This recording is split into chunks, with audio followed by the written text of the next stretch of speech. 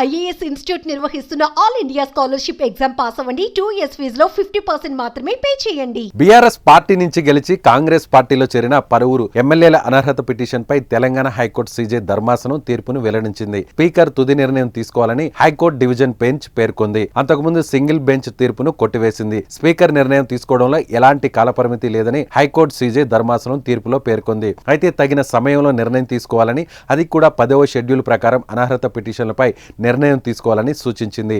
Party ఫిరాయింపుల నిరోధక చట్టం 5 ఏళ్ల అసెంబ్లీ గడువును దృష్టిలో ఉంచుకొని స్పీకర్ నిర్ణయం తీసుకోవాలని సూచించింది. తాజాగా తీర్పుతో పాటు పార్టీ మారిన ఎమ్మెల్యేలకు ఊరట లభించినట్లు చెప్పవచ్చు.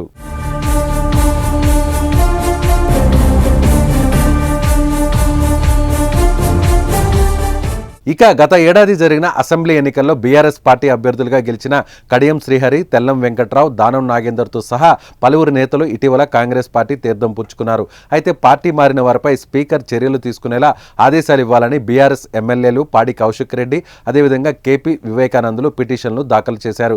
వీరితో పాటు దానం నాగేందర్పై అనర్హత వేటు వేయాలంటూ బీజేపీ ఎమ్మెల్యే ఏలేటి మహేశ్వర్ రెడ్డి మరో పిటిషన్ దాఖలు చేశారు. ఈ పిటిషన్లపై హైకోర్టు సింగిల్ బెంచ్ విచారణ జరిపింది. అనర్హత పిటిషన్ పై విచారణ షెడ్యూల్ను 4 వారాల్లోగా ఖరారు చేయాలని సెప్టెంబర్ 9న సింగిల్ జడ్జి తీర్పునిచ్చారు. ఆ ఉత్తర్వులను రద్దు చేయాలంటూ అసెంబ్లీ కార్యదర్శి హైకోర్టు డివిజన్ బెంచ్లో అప్పీల్ పిటిషన్ దాఖలు చేసిన విషయం తెలిసిందే.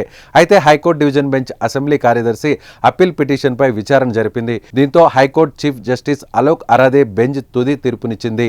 సింగిల్ బెంచ్ తీర్పును కొట్టివేసింది. స్పీకర్కు ఎలాంటి కాలపరిమితి లేదని, కానీ 10వ షెడ్యూల్ ప్రకారం అనర్హత పిటిషన్లపై నిర్ణయం తీసుకోవాలని హైకోర్టు డివిజన్ బెంచ్ ఆదేశించింది. తగిన సమయంలో నిర్ణయం తీసుకోవాలని స్పీకర్కు కోర్టు సూచించింది.